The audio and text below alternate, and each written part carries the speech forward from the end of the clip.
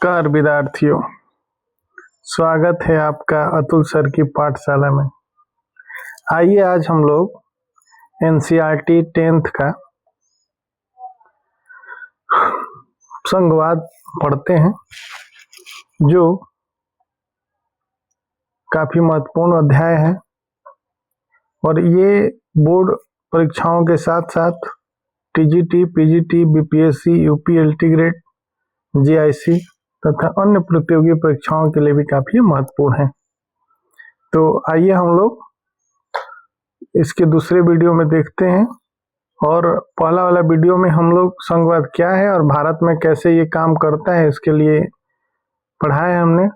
अगर आपने पहला वीडियो नहीं देखा है तो उसको जाकर देख सकते हैं, ये दूसरा वीडियो है। तो चलिए, संघीय व्यवस्था कैसे चलती है ये आज हम लोग जानेंगे।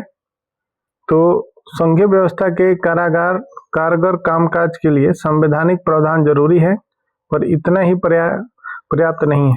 अगर भारत में संघीय शासन व्यवस्था कारगर हुई है तो इसका कारण सिर्फ संवैधानिक प्रावधानों पर का होना नहीं है। भारत में संघीय व्यवस्था की सफलता का मुख्य श्रेय यहाँ की लोकतांत्रिक राजनीति के चरित्र को देना होगा।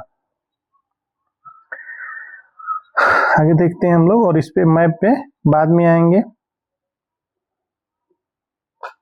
संघवाद की भावना विविधता का आदर और संघ साथ रहने की इच्छा का हमारे देश के साझा आदर्श के रूप में स्थापित होना सुनिश्चित हुआ। आइए कुछ प्रमुख बातों पर गौर करें जिनसे पता चलता है कि यह काम किस तरह हो पाया है। सबसे पहले यह है कि संविधान में इसका प्रावधान कर देने भर से ही संघीय व्यवस्था नहीं हो जाता है, बल्कि संघीय व्यवस्थाओं के लिए ये इसके लोकतांत्रिक राजनीति के चरित्र का होना बहुत जरूरी है। जो देश लोकतांत्रिक रूप से होता है वहीं पे ये व्यवस्थाएं लागू हो पाती हैं सही से। ठीक है, इसे भारत है ये। और आप यहाँ देख सकते हैं कि भारत में कई सारे राज्य हैं और ये वाला क्षेत्र जो दिया हुआ है ये पाकिस्तान है आपका। ये पाकिस्तान वाला क्षेत्र है। वहीं ये बंगाल की खाड़ी आपका। और यहाँ पे इस चीज को देख सकते हैं आप कि संपूर्ण पाकिस्तान, संपूर्ण सिंध, बलूचिस्तान, उत्तर पश्चिम सीमा प्रांत, पंजाब, बंगाल के बृहद भाग। और ये भारतीय देश के रियासतें, ये छोटी छोटी आपको रियासतें यहाँ दिखेंगी। कई सारी रियासतें थी उस समय। और ये पूर्वी पाकिस्तान जो आज बांग्लादेश है वो भी कभी पाकिस्तान का ही हिस्सा हुआ करता था। इसको छोड़ते हैं, हम लोग आगे बढ़ते हैं कि भाषाई राज्य क्या है। इसमें यह है कि भाषा के आधार पर प्रांतों का गठन हमारे देश की लोकतांत्रिक राजनीति के लिए ये पहली और एक कठिन परीक्षा थी। हुआ क्या कि भारत जब प्रारंभ में आजाद हुआ था तो भारत को ये डर था, या कई सारे विश्व के ऐसे विचारक थे जो उनका मानना था कि भारत जल्दी ही टूट जाएगा, कई भागों में टूटेगा, क्योंकि यहाँ पे हर जगह काफी विविधताएं पाई जाती हैं और खासकर भाषा के आधार पर काफी विविधता पाया जाता है। तो ये अंदाजा था कि भारत कई टुकड़ों में टूट जाएगा। लेकिन ये लोकतांत्रिक राजनीति की ही देन थी कि भाषाई राज्यों का निर्माण हुआ। भाषा के आधार पर प्रारंभ में तो ऐसा नहीं था कि भाषा के आधार पर राज्यों का बंटवारा होगा। ये डर था कि अगर भाषा के आधार पर राज्यों का बंटवारा होता है तो राज्य टूट टूट के बिखर जाएंगे और अलग देश का निर्माण हो जाएगा। और भारत पहले ही एक ऐसे देश जो धर्म के आधार पर टूटा हुआ था उसका विभाजन देख चुका था, तो इससे और ज्यादा डरा हुआ था। लेकिन इसका एक आगे है कि भारत ने सन 1947 में लोकतंत्र की राह पर अपनी जीवन यात्रा शुरू की। भारत लोकतंत्र के आधार पर आगे बढ़ा। उस वक्त से लेकर सन 2017 तक का अगर आप राजनीतिक मानचित्र देखें तो इस अवधि में आए बदलाव को देखकर एक बारगी आप आश्चर्यचकित रह जाएंगे। अनेक पुराने प्रांत गायब हो गए और कई नए प्रांत बनाए गए। कई प्रांतों की सीमाएं, क्षेत्र और नाम बदले गए।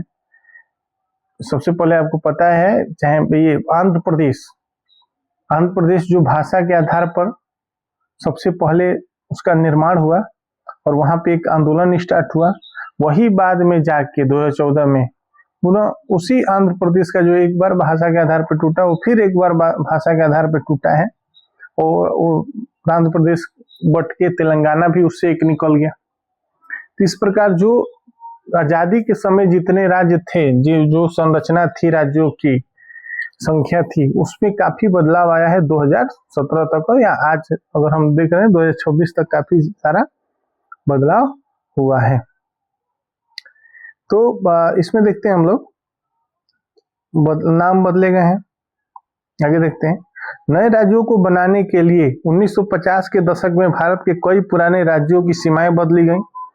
ऐसा यह सुनिश्चित करने के लिए किया गया कि एक भाषा बोलने वाले लोग एक राज्य में आ जाए, यानी एक भाषा बोलने वाले लोग एक राज्य में आ जाए। ऐसे राज्यों का विभाजन हुआ कि एक ही भाषा बोलने वाले एक राज्य में है। ये संभव तो नहीं है, पूर्ण 100% तो नहीं हो सकता, लेकिन मैक्सिमम अधिकतम लोग एक भाषा बोलने वाले एक राज्य में आ जाए।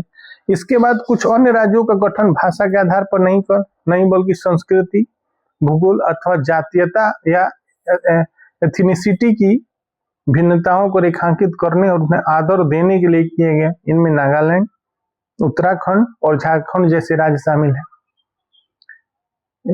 जो नागालैंड है वो जातीयता के आधार पर किया गया। उत्तराखंड और झारखंड, जो एक उत्तराखंड पहाड़ी इलाका था और नागालैंड भी, उत्तराखंड भी, इनकी अपनी संस्कृति थी, पहाड़ी इलाके थे, उनको विकास करने के लिए भूगोल की वजह से भी उत्तराखंड को अलग किया गया। वैसे ही कुछ हाल झारखंड का था, जो भूगोल की वजह से इसको अलग किया गया।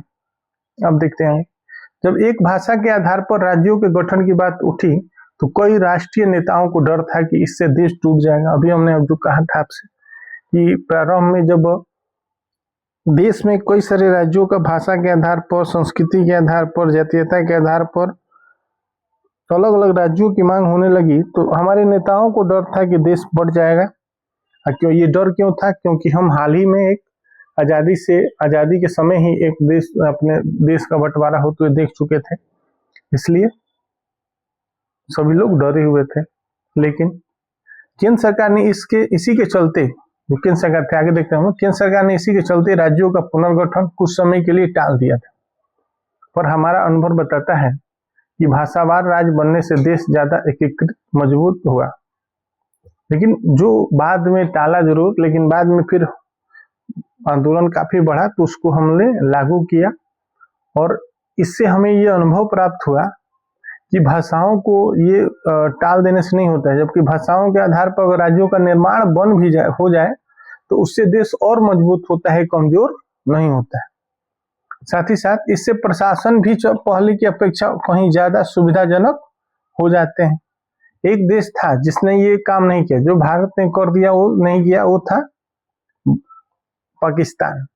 इसका क्या था कि ये पाकिस्तान जो पश्चिम में था और यहाँ भारत, बांग्लादेश, तो यहाँ पे बांग्ला बोला जाता था और यहाँ उर्दू बोला जाता है। तो पश्चिमी पाकिस्तान में उर्दू भाषा को ही लागू कर दिया गया और बांग्ला भाषा को दोयम दर्जे का दे दिया गया, जबकि भारत में ऐसा नहीं था। भारत ने क्या किया कि जो भी देश में भाषाएं बोली जाती हैं, लगभग हमारे यहाँ उसमें संविधान में 22 भाषाओं को 8वीं अनुसूची में रख दिया गया, सबको महत्वपूर्ण माना गया। जबकि और कई सारे राज्यों में भी 1, 2, 3 भाषाओं को रखा गया है, 1, 2, 3 करके, जो फर्स्ट भाषा, सेकंड भाषा, थर्ड भाषा, तो ऐसे करके इसको रखा गया है। जबकि पाकिस्तान में इस चीज को नहीं किया गया, जिससे बट गया। तो भाषाओं के आधार पर राज्यों का निर्माण देश को कमजोर नहीं बल्कि मजबूत ही करता है। ये आज हम देख सकते हैं आज के भारत को।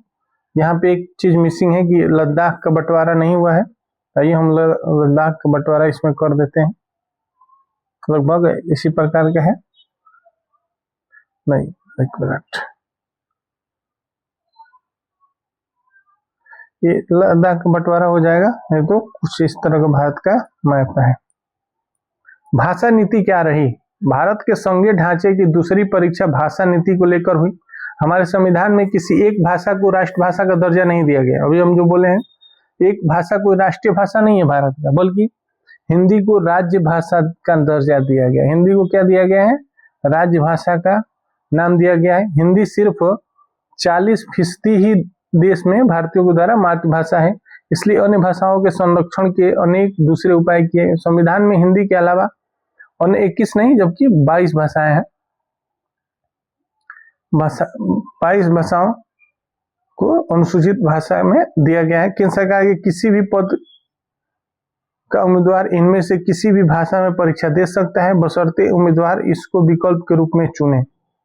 कोई भी व्यक्ति इन भाषाओं में 22 भाषाओं में आपका दे सकते हैं, बशर्ते यह है कि कोई एक भाषा चुने। राज्यों को भी अपनी भाषाएं राजभाषाएं हैं। राज्यों का अपना अधिकांश काम अपनी राजभाषा में ही होते हैं। जैसे बिहार में हिंदी होता है, तीसरा उर्दू है, पहला हिंदी है, दूसरा उर्दू है। यूपी में, बिहार में ऐसे कई जगह ऐसा है कि वो अपना एक भाषा चुन सकते हैं। श्रीलंका के ठीक उलट हमारे देश के नेताओं ने हिंदी के उपयोग को बढ़ावा देने के मामले में बहुत सावधानी भरा व्यवहार किया। संविधान के अनुसार सरकारी कामकाज की भाषा के तौर पर अंग्रेजी का प्रयोग 1965 में बंद हो जाना चाहिए था। देखिए क्या हुआ कि जब संविधान लागू हुआ 1950 में, तो ये रखा गया कि जो सरकारी कामकाज हैं उसमें अंग्रेजी को 15 साल के लिए रखा गया। 15 साल बाद बंद हो जाएगा 1965 में। लेकिन जब देखा गया कि कई सारे राज्य हिंदी को लेकर विरोध कर रहे थे कि हिंदी हमारे यहाँ नहीं होगा, अंग्रेजी में ही हम अपना काम करेंगे, तो इसको धीरे धीरे बढ़ा दिया गया। नहीं तो प्रारंभ में ये था कि हिंदी को ही पूरे देश में लागू कर दिया जाएगा और अंग्रेजी को हटा दिया जाएगा। लेकिन अब अच्छा कहिए या दुर्भाग्य कहिए कि अंग्रेजी को हटाया नहीं गया। 1965 के बाद भी ये अभी भी लागू है। आगे देखते हैं इस पे। अनेक गैर हिंदी भाषी प्रदेश जैसे तेलंगाना हो गया, आपका आंध्र हो गया, जैसे दक्षिण के ज्यादातर राज्य क्या कहते हैं, तमिलनाडु हो गया, केरल हो गया, ये लोग हिंदी को ज्यादा, जो गैर भाषी प्रदेश है ये हिंदी को नहीं मानते हैं ज्यादा, ये अंग्रेजी को ज्यादा प्रेफर करते हैं। इसमें देखिए तमिलनाडु में तो इस मांग ने उग्र रूप भी ले लिया था। केंद्र सरकार ने हिंदी के साथ साथ अंग्रेजी को राजकीय कामों में प्रयोग की अनुमति देकर इस विवाद को सुलझाया। अनेक लोगों का मानना था कि इस समाधान से अंग्रेजी भाषी अभिजन को लाभ पहुंचेगा। राजभाषा के रूप में हिंदी को बढ़ावा देने की भारत सरकार की नीति बनी हुई है, पर बढ़ावा देने का मतलब यह नहीं है कि केंद्र सरकार उन राज्यों पर भी हिंदी थोप सकती है जहां लोग कोई और भाषा बोलते हैं। भारतीय राजनेताओं ने इस मामले में जो लचीला रुख अपनाया, उसी से हम श्रीलंका जैसी स्थिति में पहुंचने से बच गए। तो ये है कि हमने हिंदी को बढ़ावा देने की बात किया है, लेकिन इसका ये कतई मतलब नहीं है कि जहाँ हिंदी नहीं बोला जाता है वहां भी हम हिंदी को थोप देंगे। अगर ऐसा करते हैं तो श्रीलंका जैसी स्थिति हो जाएगी, लेकिन भारतीय नेताओं ने ऐसा नहीं होने दिया। यहाँ पे हर भाषा को तरजीह दी गई और हिंदी को उतना ही दिया गया जिससे काम चल सके। यहाँ पे हमारी लाली है और लाली कुछ कर रही है, हिंदी अपनाए, बोर्ड लगा हुआ है, हिंदी ही क्यों, बांग्ला या तेलुगु क्यों नहीं। ये हर जगह कई बार आप देख सकते हैं कि बांग्ला तेलुगु क्यों नहीं, बात बोलो भेद खोलो। इसमें देखते हैं क्या है कि लल्लू लाल कहते हैं कि गठबंधन सरकार क्या है, तो एक से ज्यादा राजनीतिक पार्टियों द्वारा साथ मिलकर बनाई गई सरकार को गठबंधन सरकार कहते हैं। आमतौर पर गठबंधन में शामिल दल एक राजनीतिक गठजोड़ करते हैं और एक साझा कार्यक्रम स्वीकार करते हैं। केंद्र राज्य संबंध, आइए देखते हैं ये क्या है। तो केंद्र राज्य संबंधों में लगातार आए बदलाव का यह उदाहरण बताता है कि व्यवहार में संघवाद किस तरह मजबूत हुआ है। सत्ता की साझेदारी की संवैधानिक व्यवस्था वास्तविकता में कैसा रूप लेगी, यह ज्यादातर इस बात पर निर्भर करता है कि शासक दल और नेता किस तरह इस व्यवस्था का अनुसरण करते हैं। काफी समय तक हमारे यहाँ एक ही पार्टी का केंद्र और अधिकांश राज्यों में शासन रहा। इसका व्यवहारिक मतलब यह हुआ कि राज्य सरकारों ने स्वायत्त संघीय इकाई के रूप में अपने अधिकारों का प्रयोग नहीं किया। जब केंद्र और राज्य में अलग अलग दलों की सरकारें रहीं तो केंद्र सरकार ने राज्यों के अधिकारों की अनदेखी करने की कोशिश की। उन दिनों केंद्र सरकार अक्सर संवैधानिक प्रावधानों का दुरुपयोग करके विपक्षी दलों की राज्य सरकारों को भंग कर देती थी।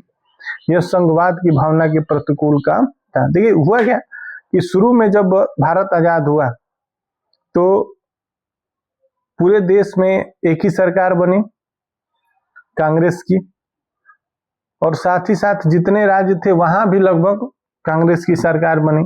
तो केंद्र और राज्य में कोई मतभेद ही नहीं होता था। जो केंद्र कर रहा था राज्य वही कर रहे थे, क्योंकि केंद्र में भी कांग्रेस थी और राज्यों में भी कांग्रेस थी। लेकिन एक चुना हुआ जवाहरलाल नेहरू के मरने के बाद 1967 में जब पहली बार केंद्र में तो कमजोर हुई कांग्रेस, लेकिन सरकार बना ली, लेकिन राज्यों में कई सारे राज्यों में हार गई, खासकर केरल में। केरल में जब वामपंथी सरकार आई या कई सारे राज्यों में कांग्रेस कमजोर हुई, तब यहाँ से एक प्रॉब्लम स्टार्ट हुआ कि केंद्र में और राज्य में जब अलग अलग पार्टियां रहती थी, पार्टियों की सरकारें रहती थी, तो इनमें मतभेद हो जाता था। और कांग्रेस क्या करती थी कि संवैधानिक चीजों का उपयोग करके और जो राज्य की सरकारें होती थी उसको गिरा देती थी, उस पर राष्ट्रपति शासन लगा देती थी। तो ये शुरुआत में काफी हुआ था। आइए देखते हैं आगे क्या हुआ।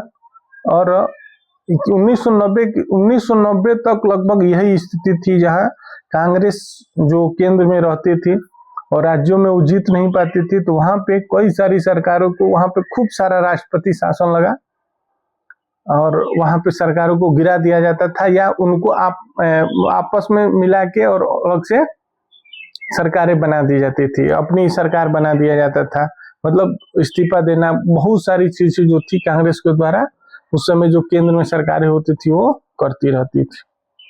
देखिए 1990 के बाद से यह स्थिति काफी बदल गई। 1900 बाद के बाद ये स्थिति थोड़ी बहुत बदली। जब क्या हुआ कि केंद्र में कांग्रेस कमजोर हो गई, क्या हुआ, केंद्र में कांग्रेस कमजोर हुई और वहां पे केंद्र में सरकार बनाने के लिए राज्यों की जो लोकल सरकारें, लोकल पार्टियां थी, उनसे गठबंधन करके केंद्र में सरकार बनाना पड़ा। गठबंधन सरकारें केंद्र में जब बनने लगी तो राज्य की सरकारों को गिराना इनके लिए स्थिति सही नहीं रहा और वो वहां से 1990 के बाद ये स्थिति बदल गई काफी हद तक। तो आगे देखें, 1990 के बाद से स्थिति काफी बदल गई। इस अवधि में देश के अनेक राज्यों में क्षेत्रीय दलों का उदय हुआ। यही दौर केंद्र में गठबंधन सरकार की शुरुआत का भी था। चूंकि किसी एक दल को लोकसभा में स्पष्ट बहुमत नहीं मिला, इसलिए प्रमुख राष्ट्रीय पार्टी को क्षेत्रीय दलों समेत अनेक पार्टियों का गठबंधन बनाकर सरकार बनानी पड़ी। इससे सत्ता में साझेदारी और राज्य सरकारों की स्वायत्तता का आदर करने की नई संस्कृति पनपी। इस प्रवृत्ति को सुप्रीम कोर्ट के एक बड़े फैसले से भी बल मिला। इस फैसले के कारण राज्य सरकार को मनमाने ढंग से भंग करना केंद्र सरकार के लिए मुश्किल हो गया। इस प्रकार आज संघीय व्यवस्था के तहत सत्ता की साझेदारी संविधान लागू होने के तत्काल बाद वाले दौर की तुलना में ज्यादा प्रभावी है। सत्ता की साझेदारी शुरुआत में भारत में नहीं थी, लेकिन अब है, जहाँ पे राज्य भी अपना काम कर रहे हैं, केंद्र भी अपना काम कर रहे हैं, उनको बेहतर तरीके से एक स्थान मिल रहा है काम करने की। तो सांस्कृतिक स्वायत्तता मिली हुई, स्वतंत्रता मिली हुई है, उतना ज्यादा दबाव नहीं है। उस समय ऐसा नहीं था। वो राज्यों की शक्तियों को भी किसके पास होता था, यहाँ पे इंदिरा गांधी का है जो सबसे अधिक राज्यों की शक्तियों का इस्तेमाल की और इनको पकड़ के रखती थी। चलिए आगे देखते हैं हम। ये है कि मुख्यमंत्री गठबंधन सरकार जब बनी तो कई सारे गठबंधन के लोग पार्टियों को समर्थन देते थे। और ये है कि यहाँ अंकित दोनों कार्टूनों में केंद्र और राज्यों के बीच का संबंध दिखाया गया है। क्या राज्यों को केंद्र से गुहार लगानी चाहिए कि हमें कुछ और शक्तियां दे दो? किसी गठबंधन सरकार का नेता सरकार में शामिल बाकी दलों को कैसे संतुष्ट रखें? तो गठबंधन सरकारों में क्या होता था, कई दलों को संतुष्ट रख के सरकार चलानी पड़ती है। वहीं यहाँ पे जब एक तरफा एक मोनोपोली रहता था और क्या कहते हैं, और लाइन लगाए रहते थे राज्य कि हमें थोड़ी सी और सहायता दे दो, हमें कुछ और शक्तियां दे दो, और केंद्र थोड़ा थोड़ा निकाल के उनको शक्तियां दे रहा था। यहाँ इंदिरा गांधी और यहाँ पे अटल बिहारी वाजपेयी जी हैं। आइए देखते हैं यहाँ पे भारत की भाषाई विविधता। भारत में कितनी भाषाएं हैं? इसका जवाब इस बात पर निर्भर करता है कि आप भाषाओं की गिनती किस तरह करते हैं। इस बारे में अपेक्षाकृत नवीनतम सूचना 2001 की जनगणना के आंकड़ों से हासिल होता है। इस जनगणना में लोगों ने 1500 से ज्यादा अलग अलग भाषाओं को अपनी मातृभाषा के रूप में दर्ज कराया था। इन भाषाओं को कुछ प्रमुख भाषाओं के साथ समूहबद्ध कर दिया गया जाता है, जैसे भोजपुरी, मगही, बुंदेलखंडी, छत्तीसगढ़ी, राजस्थानी, भीली, और ऐसी दूसरी भाषाओं को हिंदी के अंदर जोड़ दिया जाता है। ऐसी समूहबद्धता के बाद भी जनगणना में 114 प्रमुख भाषाएं पाई गई। इनमें से 22 भाषाओं को भारतीय संविधान की 8वीं अनुसूची में रखा गया और इसी कारण से इन्हें अनुसूचित भाषाएं कहा जाता है। बाकी को गैर अनुसूचित भाषा कहते हैं। भाषा के हिसाब से भारत दुनिया का संभवतः सबसे ज्यादा विविधता वाला देश है। 22 भाषाओं को रखा गया है भारतीय संविधान में 8वीं अनुसूची में। और दुनिया का सबसे अधिक भाषाओं वाला देश है कौन है? तो भारत है।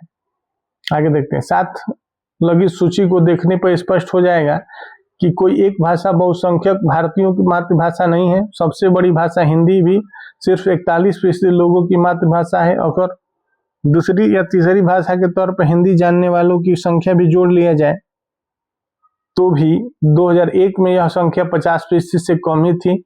जहां तक अंग्रेजी की बात है तो सिर्फ 0.2% लोग ने ही इसे अपनी मातृभाषा बताया था। दूसरी या तीसरी भाषा के तौर पर 11% लोगों ने इसे जानते हैं। इस सूची को गौर से देखें, लेकिन इसे याद करने की जरूरत नहीं है। सिर्फ इन कामों को कीजिए। क्या करना है आपको? इस सूचना के आधार पर बार बार यह चार्ट बनाया गया। भारत की भाषाई विविधता को दर्शाने वाला एक नक्शा बनाइए। नक्शे में विभिन्न इलाकों को अलग अलग रंग से भरें और उसमें दिखा सकते हैं आप। यहाँ पे आप देख सकते हैं कि कौन कितना ज्यादा बोलता है। तो इस चीज को देख सकते हैं। हिंदी 41.03 2001 के अनुसार है। वहीं गुजराती 4.48 है। आप अगर ऊपर से देखते हैं तो असमिया 1.28, बांग्ला 8.11, बोडो 0.13, डोगरी 0.22, गुजराती 4.48, हिंदी 41.03, कन्नड़ 3.69, कश्मीरी 0.54, कोंकणी 0.24, मैथिली 1.18, मलयालम 3, मणिपुरी 0.14, मराठी 6.99, नेपाली 0.28, उड़िया 3.21, पंजाबी 2.83, संस्कृति नगण्य है, बहुत कम।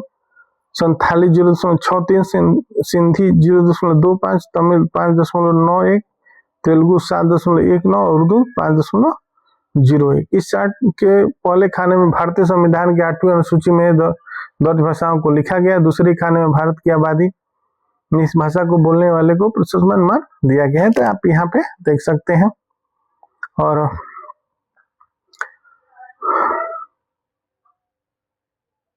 राज्य पुनर्गठन आयोग की रिपोर्ट को आज से ठीक 50 साल पहले, ये रामचंद्र गुहा इनकी एक किताब है, उसमें हम पढ़े भी थे, काफी बढ़िया था वो। तो इसमें वो क्या लिखे हैं कि राज्य पुनर्गठन आयोग की रिपोर्ट को आज से ठीक 50 साल पहले 1 नवंबर 1956 को लागू किया गया था। अपने दौर में और अपने तरीके से इसने राष्ट्र के राजनीतिक और संस्थागत जीवन को एकदम बदल दिया था। गांधी जी और अन्य नेताओं ने अपने अनुयायियों से वादा किया था कि जब मुल्क आजाद होगा तो इस नए देश में नए प्रांत बनेंगे और भाषा के आधार पर प्रांतों का पुनर्गठन किया जाएगा। अब जब 1947 में मुल्क आजाद हुआ तो इसका बंटवारा भी हो गया।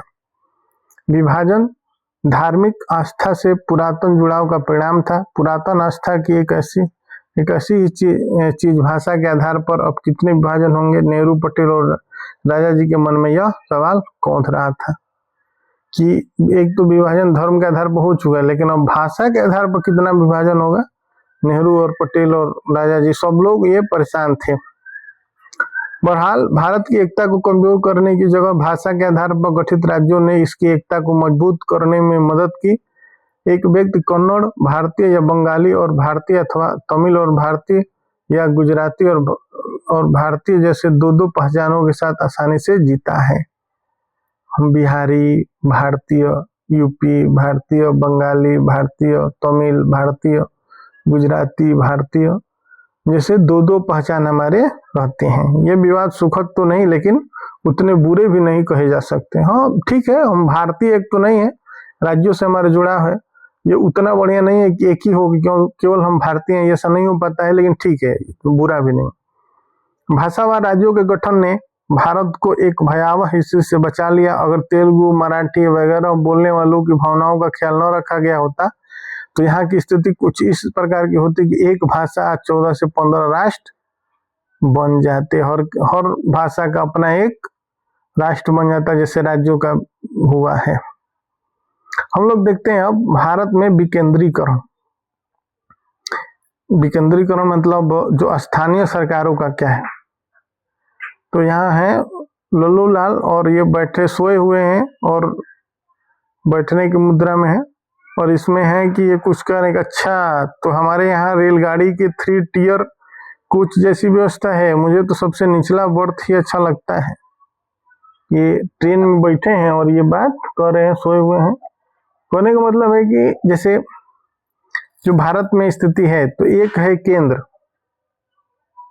केंद्र, फिर है राज्य और फिर है पंचायत। तो 3 लेयर है, पंचायत या क्या कहते हैं नगर पालिका शहरों में। तो 3, एक केंद्र हो गया, 2 दूसरा राज्य हो गया, तीसरा पंचायत या, तो यही विकेंद्रीकरण है, यानी कि 3 लेयर में हमारी जो शासन व्यवस्था चलती है। तो हमने अभी पढ़ा कि संघीय सरकारें 2 या अधिक स्तरों वाली होती हैं। हमने अपने देश में 2 स्तरों वाली सरकारों की चर्चा की है, पर भारत जैसे विशाल देश में सिर्फ 2 स्तर की शासन व्यवस्था से ही बढ़िया शासन नहीं चल सकता। भारत के प्रति यूरोप के स्वतंत्र देशों से भी बड़े हैं। जो भारत के प्रांत हैं, प्रांत जो यूपी बिहार जैसे जो हैं, वो यूरोप के कई सारे देशों से भी काफी गुना बड़े हैं। तो जनसंख्या के हिसाब से उत्तर प्रदेश रूस से बड़ा है, महाराष्ट्र लगभग जर्मनी के बराबर है। भारत के अनेक राज्य खुद भी अंदरूनी तौर पर विविधताओं से भरे हैं। इस प्रकार इन राज्यों में भी सत्ता को बांटने की जरूरत है। भारत में संघीय सत्ता की साझेदारी 3 स्तरों पर करने की जरूरत है, जिसमें तीसरा स्तर स्थानीय सरकार का हो और जब प्रांतीय स्तर की सरकारों के नीचे हो। भारत में सत्ता के विकेंद्रीकरण के पीछे यही तर्क दिया गया। इसके फलस्वरूप 3 स्तरों की सरकारों का संघीय ढांचा सामने आया, जिसमें तीसरे स्तर को स्थानीय शासन कहा जाता है। जब केंद्र और राज्य सरकारों से शक्तियां लेकर स्थानीय सरकारों को दी जाती हैं, तो इसे सत्ता का विकेंद्रीकरण कहते हैं। विकेंद्रीकरण के पीछे बुनियादी सोच यह है कि अनेक मुद्दों और समस्याओं का निपटारा स्थानीय स्तर पर ही बढ़िया ढंग से हो सकता है। लोगों को अपने इलाके की समस्याओं को बेहतर समझ होती है। लोगों को इस बात की भी अच्छी जानकारी होती है कि पैसा कहाँ खर्च किया जाए और जिसको अधिक कुशलता से उपयोग किस तरह किया जा सकता है। इसके अलावा स्थानीय स्तर पर लोगों को फैसलों में सीधे भागीदारी बनाना भी संभव हो जाता है। इससे लोकतांत्रिक भागीदारी की आदत पड़ती है। स्थानीय सरकारों की स्थापना स्वशासन के लोकतांत्रिक सिद्धांत को वास्तविक बनाने का सबसे अच्छा तरीका है। पैसा आ रहा है तो कहाँ खर्च होगा, लोग राजनीति से जुड़ पाएंगे और अपने जो जरूरतें होंगी उसको बता पाएंगे और अपने स्तर पर उसको सॉल्व कर पाएंगे। इसके लिए विकेंद्रीकरण का होना बहुत जरूरी है। यहाँ देखते हैं कि विकेंद्रीकरण की जरूरत हमारे संविधान में स्वीकार की गई है। इसके बाद से गांव और शहर के स्तर पर सत्ता के विकेंद्रीकरण की कई कोशिशें हुई हैं। सभी राज्यों में गांव के स्तर पर ग्राम पंचायतें और शहरों में नगर पालिकाओं की स्थापना की गई थी, पर इन्हें राज्य सरकारों के सीधे नियंत्रण में रखा गया था। इन स्थानीय सरकारों के लिए नियमित ढंग से चुनाव भी नहीं कराए जाते थे। इनके पास न तो अपना कोई अधिकार था न संसाधन। इस प्रकार प्रभावी ढंग से सत्ता का विकेंद्रीकरण नाम मात्र का हुआ था। वास्तविक विकेंद्रीकरण की दिशा में एक बड़ा कदम 1992 में उठाया गया। संविधान में संशोधन करके लोकतांत्रिक शासन व्यवस्था के इस तीसरे स्तर को ज्यादा शक्तिशाली और प्रभावी बनाया गया। 1992 देखिए, शुरू में भी बलवंत राय मेहता के अनुसार किया गया था कि 3 स्तर का बनेगा, लेकिन कई सारे राज्यों ने उसका चुनाव कराना ही बंद कर दिया। कोई 5 साल पे कराता था, कोई 6 साल पे, कोई कराता ही नहीं था। मतलब राज्यों में अपने मतभेद होते थे और वो अपना देखते रहते थे और शक्तियों को, अपनी शक्तियों को पंचायतों को नहीं देना चाहते थे। तो उसमें क्या हुआ कि 1992 में एक संविधान संशोधन लाया गया और उसका नाम है 73वां और 74वां संविधान संशोधन। और उसके साथ ये था कि निश्चित रूप से हर 5 साल पे चुनाव होंगे और एक राज्य वित्त आयोग का गठन किया गया जो ये पंचायतों और को पैसा, और एक वो किया गया चुनाव आयोग, राज्य चुनाव आयोग बनाया गया जो पंचायतों के चुनाव को कराएगा। और इसके माध्यम से ये नियम बना दिया गया कि हर 5 साल पे चुनाव होंगे ही होंगे। तो ये विकेंद्रीकरण की दिशा में एक बड़ा कदम था 1992 में। ठीक है, ये संविधान में संशोधन करके लोकतांत्रिक शासन व्यवस्था के तीसरे स्तर को ज्यादा शक्तिशाली और प्रभावी बनाएंगे। कैसे? पहला है कि अब स्थानीय स्वशासी निकायों के चुनाव नियमित रूप से कराना संवैधानिक वैधता कर दिया गया कि आपको नियमित रूप से ही कराना पड़ेगा। जो पहले जो भी बोले हैं हम कि सरकारें, राज्य सरकारें नहीं कराती थी, उसको बाध्य कर दिया गया संविधान संशोधन करके। दूसरा है कि निर्वाचित स्वशासी निकायों के सदस्य तथा पदाधिकारियों के पदों में अनुसूचित जातियों, अनुसूचित जनजातियों, पिछड़ी जातियों के लिए सीटों का आरक्षित कर दिया गया। कम से कम 1/3 पद पर महिलाओं के लिए आरक्षित कर दिया गया। 33% महिलाएं पंचायतों में चुनी जाएंगी। हर राज्य में पंचायत और नगर पालिका चुनाव कराने के लिए राज्य चुनाव आयोग नामक स्वतंत्र संस्था का गठन किया गया। तो जो हर राज्य में पंचायतों और नगर पालिकाओं का चुनाव करा सके ऐसा एक स्वतंत्र चुनाव आयोग, राज्य चुनाव आयोग का गठन किया गया। आप यहाँ देख सकते हैं और इसको याद भी कर लेना है, ये लिख भी लेना है। आगे है कि राज्य सरकारों को अपने राजस्व और अधिकारों का कुछ हिस्सा इन स्थानीय स्वशासी निकायों को देना पड़ता है। सत्ता में भागीदारी की प्रकृति हर राज्य में अलग अलग है।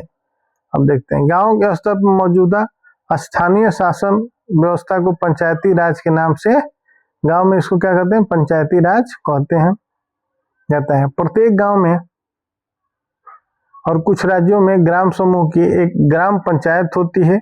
यह एक तरह की परिषद है जिसमें कई सदस्य और एक अध्यक्ष होता है। सदस्य वार्डों से चुने जाते हैं और उन्हें सामान्यतः पंच कहा जाता है। गांव में चुने जाते हैं, पंच कहा जाता है। अध्यक्ष को प्रधान या सरपंच कहा जाता है। इनका चुनाव गांव अथवा वार्ड में रहने वाले सभी वयस्क लोग मतदान के जरिए करते हैं। यह पूरे पंचायत के लिए फैसला लेने वाली संस्था है। पंचायतों का काम ग्राम सभा की देखरेख में चलता है। गांव के सभी मतदाता इसके सदस्य होते हैं। जो भी इसके लिए एलिजिबल, जैसे 18 साल से जो भी ऊपर के लोग होते हैं वो मतदान के लिए, जिनका नाम होता है वो पंचायत क्या कहते हैं मतदाता सूची में, तो उसके सदस्य होते हैं ग्राम सभा के। ठीक है, एक ग्राम सभा होती है और उसके सब लोग जितने भी मतदाता सूची में जिनका नाम है उनका वोट दे चाहे न दे, लेकिन वो रहते हैं। इसके कामकाज की समीक्षा के लिए साल में कम से कम 2 या 3 बार बैठकें करनी होती हैं। ग्राम सभा की बैठक भले धरातल पे नहीं होता है, लेकिन कागज में तो जरूरी होता है। 2 या 3 बार साल में होना ही चाहिए। स्थानीय शासन का ढांचा जिला स्तर तक का है। कई ग्राम पंचायतों को मिलाकर पंचायत समिति का गठन होता है। इसे मंडल या प्रखंड स्तरीय पंचायत भी कहा सकते हैं। इसके सदस्यों का चुनाव उस इलाके के सभी पंचायत सदस्य करते हैं। किसी जिले की सभी पंचायत समितियों को मिलाकर जिला परिषद का गठन होता है। जिला परिषद के अधिकांश सदस्यों का चुनाव होता है। जिला परिषद में उस जिले में से लोकसभा और विधानसभा के लिए चुने गए सांसद और विधायक तथा जिला स्तर की संस्थाओं के कुछ अधिकारी भी सदस्य के रूप में होते हैं। जिला परिषद के प्रमुख इस परिषद का राजनीतिक प्रधान होता है। इस प्रकार स्थानीय शासन वाली संस्थाएं शहरों से भी काम करती हैं। शहरों में नगर पालिका होती है, बड़े शहरों में नगर निगम का गठन होता है। नगर पालिका और नगर निगम दोनों का कामकाज निर्वाचित प्रतिनिधि करते हैं। नगर पालिका प्रमुख नगर पालिका के राजनीतिक प्रधान होते हैं। नगर निगम के ऐसे पदाधिकारी को मेयर कहते हैं। स्थानीय सरकारों की यह नई व्यवस्था दुनिया में लोकतंत्र का अब तक का सबसे बड़ा प्रयोग है। नगर पालिकाओं और ग्राम पंचायतों के करीब 36 लाख लोगों का चुनाव होता है भारत में। लगभग 36 लाख लोग चुनाव होता है। यह संख्या ही अपने आप में दुनिया के कई देशों की कुल आबादी से ज्यादा है। स्थानीय सरकारों को संवैधानिक दर्जा दिए जाने से हमारे यहाँ लोकतंत्र की जड़ें और मजबूत हुई हैं। इसने महिलाओं का प्रतिनिधित्व बढ़ाने के साथ ही हमारे लोकतंत्र में उनकी आवाज को मजबूत किया है। बहरहाल इन सब के बावजूद अभी भी अनेक परेशानियां कायम हैं। पंचायतों के चुनाव तो नियमित रूप से होते हैं और लोग बड़े उत्साह से इनमें हिस्सा भी लेते हैं, लेकिन ग्राम सभाओं की बैठकें नियमित रूप से नहीं होती। अधिकांश राज्य सरकारों ने स्थानीय सरकारों को पर्याप्त अधिकार नहीं दिए हैं। इस प्रकार हम स्वशासन की आदर्श स्थिति से काफी दूर है। तो ये 36 लाख लोग हमारे यहाँ पंचायतों में चुन के आते हैं। अगर ये पंचायत में जो हम सबसे अधिक होता है ना कि लोग केंद्र सरकार को गाली देते हैं, लेकिन पंचायत में जो प्रधान होता है उससे ये नहीं कहते हैं कि नली बनवा लो, नली बना दो। अगर हर जगह केवल निचले स्तर पे गांव में ही अगर बेहतर तरीके से भ्रष्टाचार न हो और सही से काम हो जाए तो फिर वही आदर्श बन जाएगा और वहां से ही देश भी आदर्श बन जाएगा और हर जगह ये सब बढ़िया हो जाए। लेकिन हम गांव में नहीं कह पाते हैं, लेकिन हम बैठ के प्रधानमंत्री को जरूर कोसते हैं। तो यहाँ पे है कि हम दुनिया के कई सारे देशों से अधिक तो हम अपने यहाँ केवल प्रधान और पंचायत सदस्य चुन देते हैं, लगभग 36 लाख लोगों को। अब लोकतंत्र का इससे बड़ा उदाहरण क्या हो सकता है, और लोकतंत्र के लिए इससे बड़ा कुछ नहीं हो सकता है कि इतने लोगों को हम चुनते हैं। तो आगे प्रश्नावलियां हैं, अगर आपको जरूरत हो तो आप कमेंट करिएगा, इसको पढ़ाया जाएगा। ये थोड़ा सा बचा है कि ब्राजील का एक प्रयोग देख लेते हैं क्या है। तो ब्राजील के शहर पोर्तो एलेग्रे ने विकेंद्रीकरण और नागरिकों की सक्रिय भागीदारी वाले लोकतंत्र के मेल का एक विलक्षण प्रयोग किया है। इस शहर के नगर परिषद के समानांतर एक संगठन खड़ा किया गया और अपने शहर के बारे में वास्तविक फैसला करने का अधिकार स्थानीय निवासियों को दिया गया है। इस शहर के करीब 13 लाख लोग अपने शहर का बजट तैयार करने में भागीदारी करते हैं। शहर को अनेक उप क्षेत्रों में बांटा गया है, लगभग वैसे ही जिन्हें हम वार्ड कहते हैं। हम उस उप क्षेत्र की अपनी अपनी बैठकें होती हैं, जिसका स्वरूप ग्राम सभा की तरह हो। इसमें उस इलाके में सभी नागरिक भाग ले सकते हैं। फिर कुछ बैठकें पूरे शहर को प्रभावित करती है। इसी तरह जैसे भारत में है, और भारत की तरह इसको पढ़ लेंगे आप, इसमें कुछ ज्यादा है नहीं। तो चलिए फिर यहाँ पे एक और चीज है, लाली कुछ कह रही है। लाली कहती है कि प्रधानमंत्री देश चलाते हैं, मुख्यमंत्री राज्यों को चलाते हैं। इसी तरह से जिला परिषद के प्रधान को जिले का शासन चलाना चाहिए। फिर जिलों का शासन कलेक्टर या जिला अधिकारी क्यों चलाते हैं। तो इसमें है कि जिलों को भारत का बिखराव ना हो, तो डायरेक्ट यहाँ पे जो भले ही जिला अधिकारी जो होते हैं, ये केंद्र इनको चुनता है और आज इनको अपने जिले में भेजता है, वहाँ शासन कराता है। तो केंद्र और राज्य दोनों का कंट्रोल जिले पे बना रहता है, जिससे कि भारत का कभी कुछ भी दिक्कत ना हो। इसलिए जिले का जो प्रधान होता है कौन होता है, कलेक्टर या जिलाधिकारी होता है। तो ये अब तक का रहा आज के लिए बस इतना ही। अगले वीडियो में हम लोग मिलेंगे। संवाद समाप्त हुआ। इसके प्रश्न उत्तर बचे हैं तो इसको आपकी जब जरूरत है तो आप बताएंगे, तो अलग से इसको पढ़ाया जाएगा। अगर ये वीडियो आपको अच्छा लगे तो इसको सब्सक्राइब करिए, शेयर करिए और दूसरे लोगों के पास भी पहुंचाइए। धन्यवाद। चलिए फिर मिलते हैं अगले अपने वीडियो में।